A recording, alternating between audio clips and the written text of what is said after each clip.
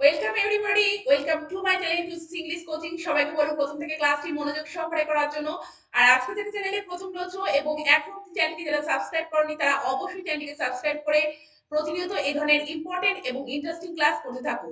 তো আজকে একটি ইম্পর্টেন্ট টপিক নিয়ে আমি আলোচনা করতে চলেছি, সেটি হলো ভয়েস। তো ভয়েস কি সে সম্পর্কে আমরা জানবো, ক্লাসিফিকেশন অফ ভয়েস সেটি আমরা দেখবো, এবং ভয়েস জানতে গেলে ট্রানজিটিভ এবং ইন্টেন্সিটিভ ভার্ব সম্পর্কে আমাদের একটা স্বচ্ছ আইডিয়া থাকা দরকার, সেটি সম্পর্কে আমরা জানবো। অবজেক্ট কি সে সম্পর্কে আমরা আজকে ক্লাসে জানবো এবং বিভিন্ন রুল নিয়ে আলোচনা করা হবে এবং বিভিন্ন এক্সাম্পল থাকবে। তো ক্লাসটি খুবই ইম্পর্টেন্ট হতে চলেছে, তাই বলবো প্রথম থেকে সকলকে শেষ পর্যন্ত ক্লাসটি মনোযোগ সহকারে করার জন্য।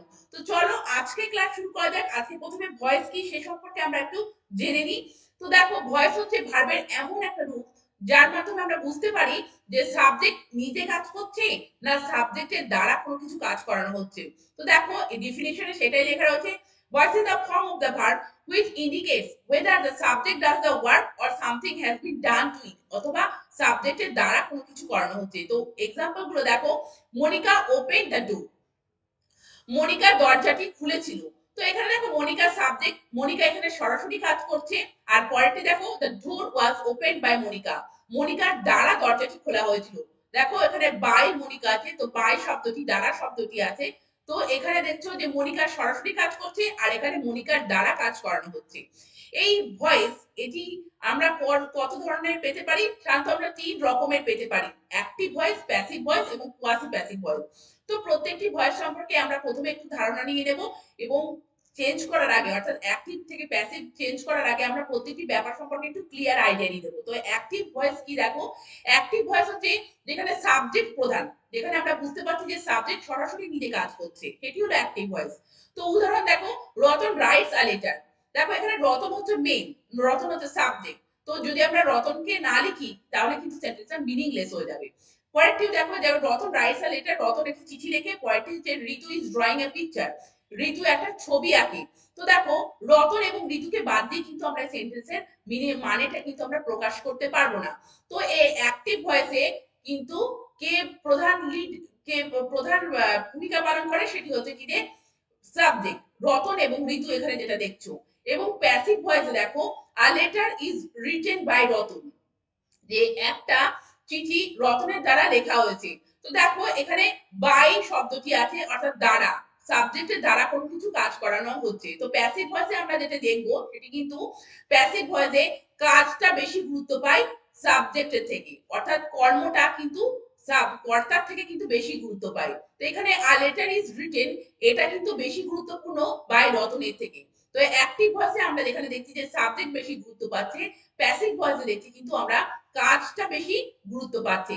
তেমনি এখানে দেখো একটা প্যাসিভ ভয়েসের আরেকটি উদাহরণ লেখা রয়েছে, a picture is being drawn by Ritu, একটা ছবি আঁকা হচ্ছে কার দ্বারা, ঋতুর দ্বারা। তো দেখো এখানেও কিন্তু আ পিকচার ইজ বিং ড্রন, এটার গুরুত্ব কিন্তু বেশি কার তুলনায়, বাই ঋতু, বাই ঋতুর তুলনায়। এবার আমরা একটু দেখবো যে কোয়াসি প্যাসিভ ভয়েস সম্পর্কে তোমাদের ডিটেইলে আমি পরবর্তী ক্লাসে আলোচনা করব। কোয়াসি প্যাসিভ ভয়েস সম্পর্কে আমরা শুধুমাত্র একটু আইডিয়া নিয়ে নেব যে কোয়াসি প্যাসিভ ভয়েসটা কি। Quasi passive, quasi means almost, quasi মানে একদম প্রায়, মানে প্রায় প্যাসিভ। আর quasi passive voice is active in form, মানে বাট প্যাসিভ ইন সেন্স, যে গঠনের দিক থেকে voice is active in form, গঠনে কিন্তু এটা অ্যাক্টিভ, কিন্তু মানেটা যেটা দেখি আমরা কোয়াসি প্যাসিভে, সেটি কিন্তু প্যাসিভেই থাকে। যেমন উদাহরণ দেখো, হানি ইজ সুইট, হানি মিষ্টি, কিন্তু আমরা এটা কিন্তু অ্যাক্টিভ ভয়েসে আছে, এবং এটিকে যখন আমরা প্যাসিভে করব তখন কি হবে, হানি is sweet when it is tasted, যখন হানি মিষ্টি, যখন আমরা কি করব, এটাকে টেস্ট করব। তো এই কোয়াসি প্যাসিভ নিয়ে আমি পরবর্তী ক্লাসে ডিটেইলে আলোচনা করব।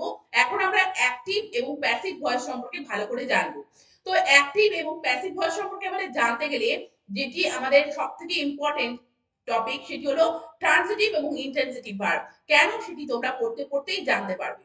তো দেখো, এই ট্রান্সিটিভ এবং ইন্টেন্সিটিভ ভার্ব খুবই গুরুত্বপূর্ণ ভূমিকা পালন করে আমরা যখন চেঞ্জ করি অ্যাক্টিভ থেকে প্যাসিভে বা প্যাসিভ থেকে অ্যাক্টিভে। কেন, ট্রানজিটিভ ভার্ব সম্পর্কে তাহলে আমরা জানি যে ট্রানজিটিভ ভার্বটা কি।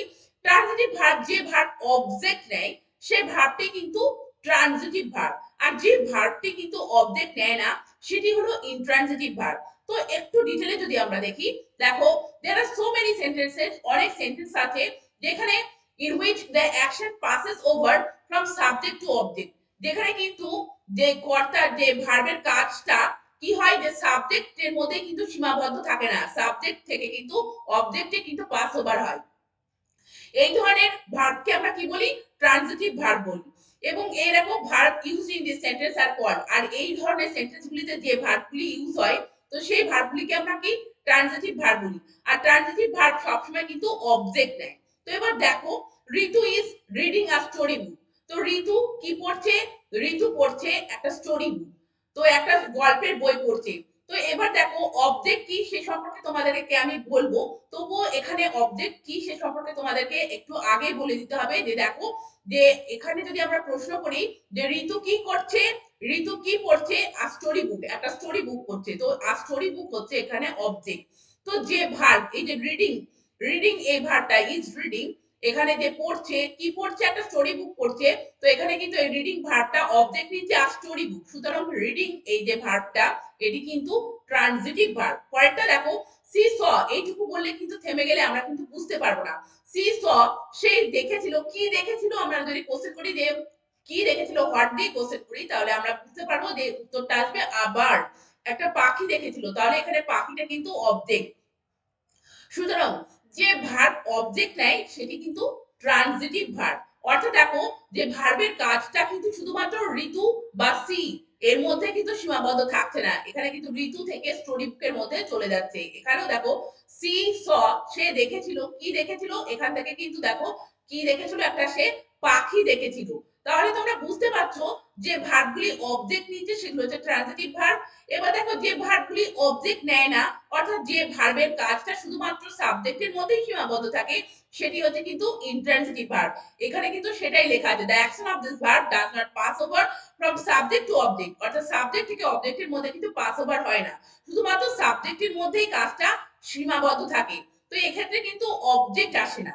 তো ইন্ট্রান্সিটিভ ভার্ব কিন্তু অবজেক্ট নেয় না। দেখো, দ্য গার্ল স্লিপস, এখানে দেখো বালিকাটি ঘুমোয়, এই যে ঘুমানো ব্যাপারটা সেটি কিন্তু বালিকাটির মধ্যে সীমাবদ্ধ থাকছে, যে বালিকাটি কি করছে? বালিকাটি ঘুমাচ্ছে।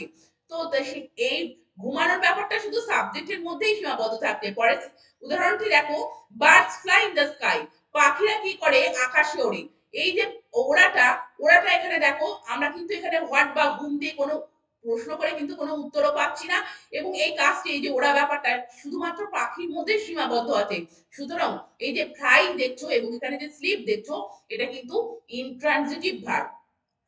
তো আমরা বেশিরভাগ ক্ষেত্রে দেখবো যে যখন ভয়েস আমরা অ্যাক্টিভ থেকে প্যাসিভে চেঞ্জ করব বা প্যাসিভ থেকে অ্যাক্টিভে যাব, সেক্ষেত্রে কিন্তু আমরা কিন্তু ট্রানজিটিভ ভার্বে বেশিভাবে আমরা কিন্তু পাবো।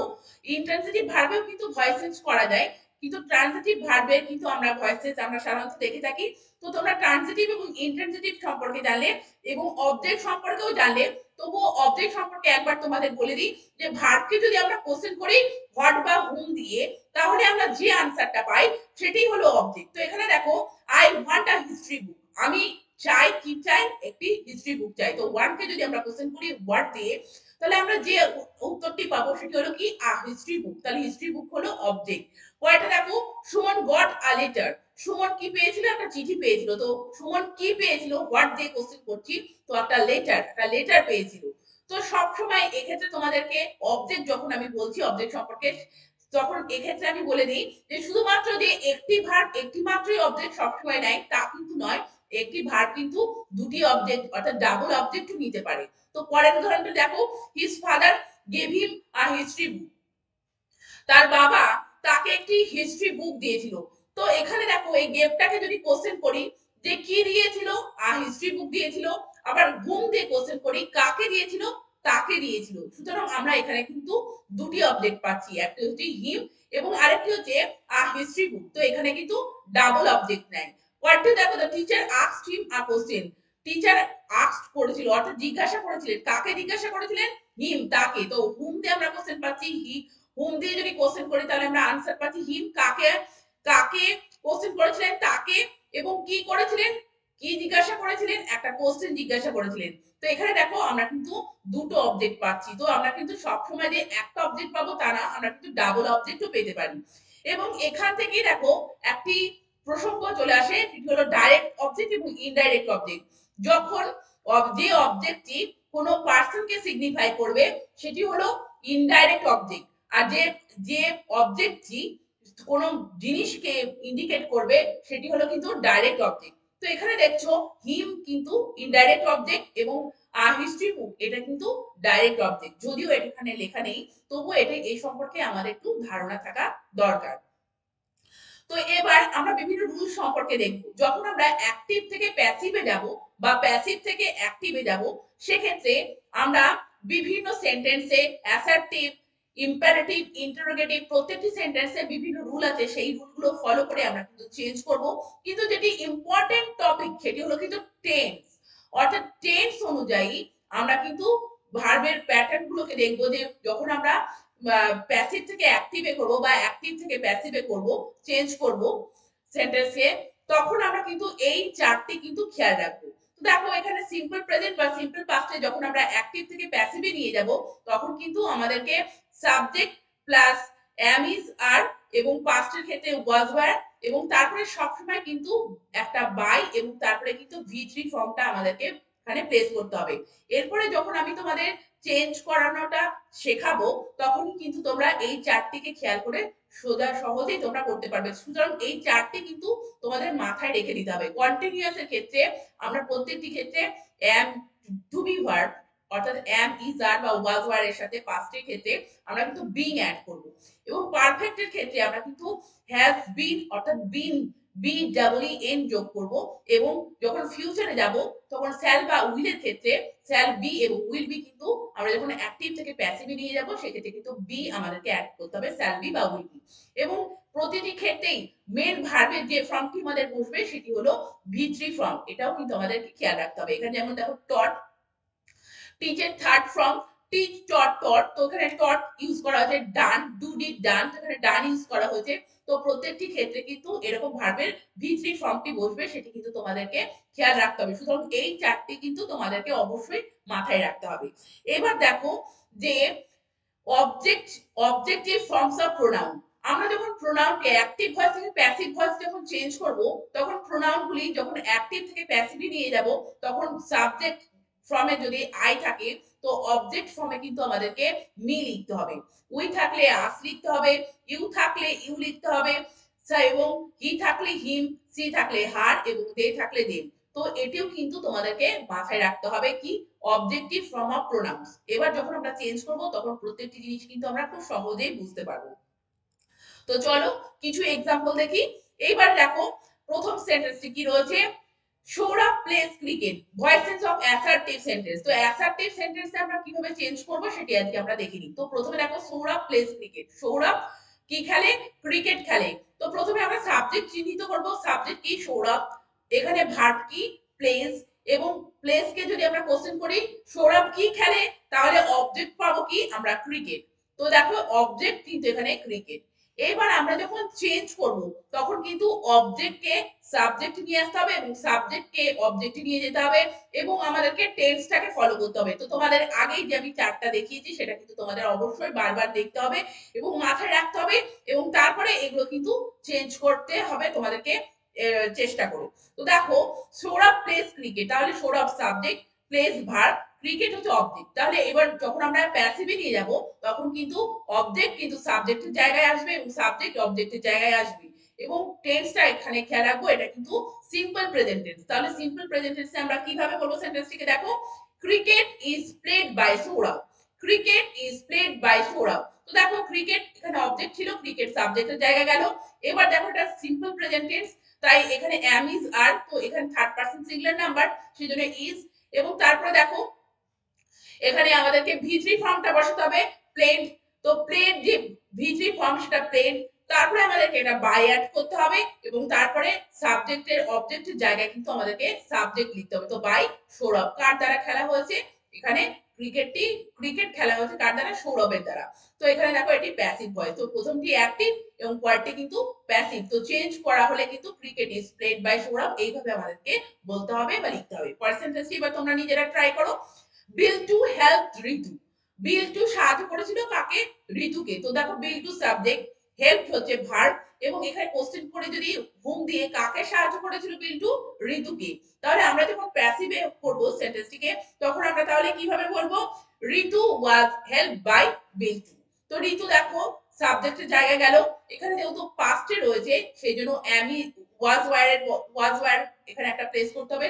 ঋতু থার্ড পারসন সিঙ্গুলার নাম্বার, সেজন্য ওয়াজ, ঋতু ওয়াজ হেল্প বাই বিল্টু, এখানে আমাদেরকে একটা বাই প্লেস করতে হবে, কেননা আমরা অ্যাক্টিভ থেকে প্যাসিভে করছি এই জন্য। পার্সেন্টেজে দেখো they have seen the picture, তারা ছবিটি দেখেছে। তাহলে আমরা যখন চেঞ্জ করব তাহলে চেঞ্জ করে কিভাবে বলবো আমরা, the picture has been seen by them, the picture has been seen by them। এখানে দে এটা দেখো প্রোনাউন হয়েছে, তোমাদের বলেছি যখন আমরা অ্যাক্টিভ থেকে প্যাসিভে করব তখন দে চেঞ্জ হয়ে অবজেক্টিভ ফর্মে যখন যাবে তখন কিন্তু দেম হবে। তো এখানে দেখো দেম প্লেস করা হয়েছে। তো দা পিকচার এখানে অবজেক্ট আছে, অবজেক্টের প্লেসের সাবজেক্টের জায়গায় প্লেস করলাম দা পিকচার। তো থার্ড পারসন সিঙ্গুলার নাম্বার সেজন্য দেখো হ্যাজ বিন, যেহেতু পারফেক্ট টেন্সে আছে সেই জন্য has been. The picture has been seen, see এর যে থার্ড ফর্ম সেটা সিনই হয়, তো সিন বাই দেম এটা কিন্তু প্রোনাউনের অবজেক্টিভ ফর্ম, বাই দেম। পরের সেন্টেন্সটি দেখো ইউ উইল প্লে ফুটবল। তো সেন্টেন্সটি দেখো সিম্পল ফিউচার টেন্সে রয়েছে, এখানে ইউ সাবজেক্ট, তারপরে উইল প্লে এখানে দেখো ভার্ব, এবং কি খেলবে সে, ফুটবল খেলবে। তো অবজেক্ট হচ্ছে ফুটবল, তো ফুটবলকে আমরা কিন্তু সাবজেক্টের জায়গায় নিয়ে যাব। তাহলে কি হবে, ফুটবল উইল বি, দেখো সেন্টেন্সটি কি হবে, football will be played by you, যে ফুটবল তোমার দ্বারা কি খেলা হবে, মানে তোমরা ফুটবল খেলবে, প্যাসিভে নিয়ে গেলে football will be played by you, এইভাবে হবে। তো তোমরা দেখলে যে ভয়েস কি এবং ভয়েসের বিভিন্ন ভাগ সম্পর্কে আমরা দেখলাম, ট্রানজিটিভ ভার্ব কি, ইন্ট্রানজিটিভ ভার্ব কি, সেটি সম্পর্কে তোমরা স্বচ্ছ আইডিয়া ক্লিয়ার করে তোমরা অবশ্যই কিন্তু অ্যাক্টিভ থেকে প্যাসিভে চেঞ্জ করতে থাকো। আর অবশ্যই এই ক্লাসগুলি, ইম্পর্টেন্ট ক্লাসগুলি করার জন্য চ্যানেলটিকে সাবস্ক্রাইব করে রেখো। Thank you very much, thank you for watching this video.